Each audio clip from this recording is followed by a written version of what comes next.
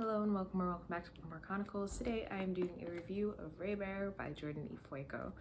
I love this book. It was so good. Oh my god. I knew this was going to be a good book. It was one of my most anticipated. I expected that it would be 5 stars, but damn, it was so good. In this, we follow Tarsai, who is a young girl who's been raised in isolation. She only sees her mother, who she calls the lady, every few years, and she wants nothing more than to have parental affection be a constant part of her life, but she doesn't know why the lady keeps leaving. Finally, one day, the lady returns and tells Tarsai that she will be sent to Eretzar to become a council member of the Crown Prince. However, once she is anointed to the council, the lady demands that Tarsai kill the Crown Prince. Unfortunately for Tarsai, there is some magic involved, and no matter what happens, she will be compelled to obey that demand. Everything about this book is absolutely amazing. There was one tiny thing that I did not like, but I won't talk about it yet because it is a spoiler, so I'm not going to get into that. As far as things that I liked, the world building was amazing. I love the found family aspect. I love the magic system. Just the way that everything works in this world is absolutely beautiful and stunning. And I feel like the writing is very lyrical and descriptive, that you can very easily picture what Eretzar is supposed to look like. I don't know, everything about it was good. Everything, literally everything. I did also listen to the audiobook of this, which I highly recommend. So one thing that I do really love about this is that there is a list of characters and pronunciations of their names in the back of the book, as well as a glossary, which is very helpful for all of the different spirits and fairies and creatures and realms and all of that. But that's also another reason that I decided to listen to the audiobook, to make sure that I was getting the correct pronunciation of everything. The narrator of the audiobook did a fantastic job, so I highly recommend listening to it if you can. I'm sure none of you are surprised, but I did rate this 5 stars, and it will absolutely be on my best of 2021 list. If you have not yet read Raybearer but would like to, this is your official spoiler warning as I get into the plot and the details and all of the things that I can't say without spoiling.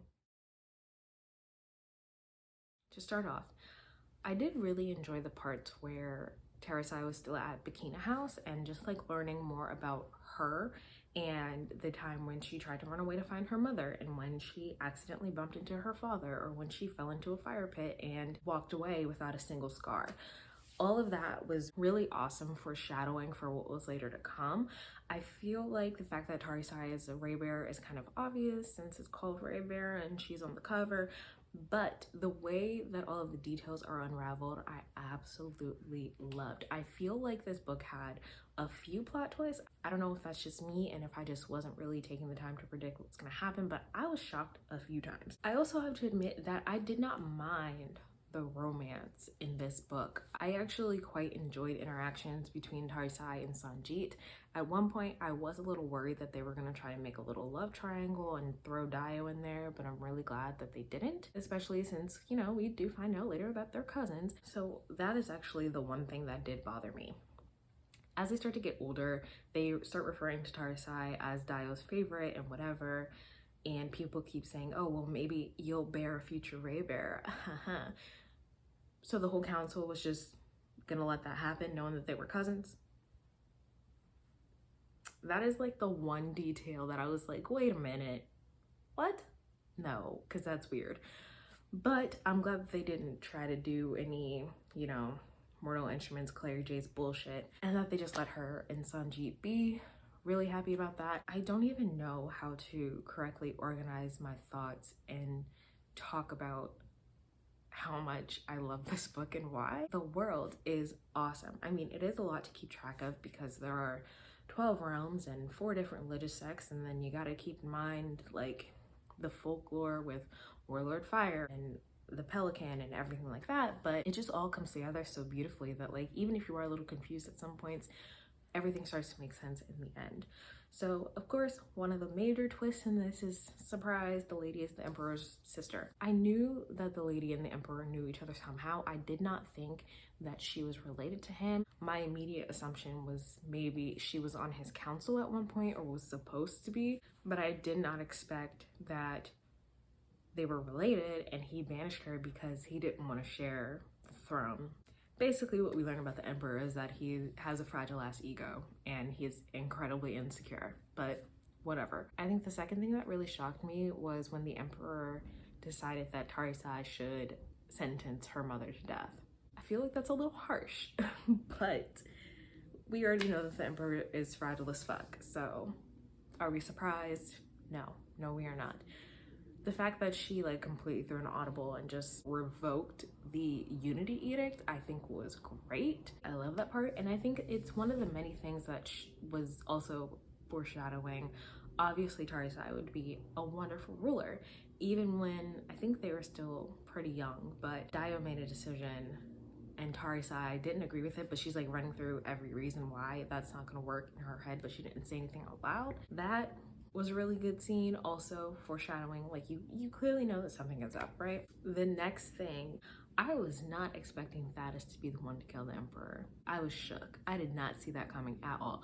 I wish that we had seen his trial, and I don't know if we'll get to see that in the next book, but I would love to see that. Oh, when Wuan accidentally killed the lady. Oh, I love a good plot twist, and that was definitely a good one. I think the last thing that like really surprised me was Tarisai giving herself up to the underworld. I didn't expect it, but it makes sense. I did see the cover of book 2 before I read this, so that kind of spoiled it because I was like, wait, why is that called Redemptor?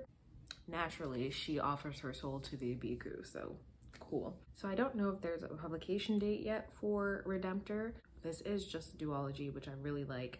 I'm glad we're not going to be like waiting years and years to get the finale to this. So I am interested to see how that works out. We now know that she needs to anoint her own council. I don't know how she's going to do it, and she only has 2 years. She has 2 years to anoint her own council and then give herself up to the underworld, and then she has to survive the underworld. So I think it's gonna be really great. I don't even know if this was like a comprehensive review and not just me gushing over this book. I don't know, but I loved it, and I'm super excited for the next one. I need it like yesterday. I cannot wait to see how this ends. I mean, like, I can guess how it ends because it's the YA fantasy, but still, you know? So yeah, I don't know if that was an actual decent review and if this video is gonna be worth putting up, but if you've read Raybearer, please let me know because I need to talk about it to somebody, because I'm just blown away. I think besides Monday's Not Coming, this is definitely the best book that I read in February. So if you read Raybearer, let me know your thoughts in the comments. Tell me what predictions you have for Redemptor. Otherwise, that's all I have for you today, and I'll see you in the next video.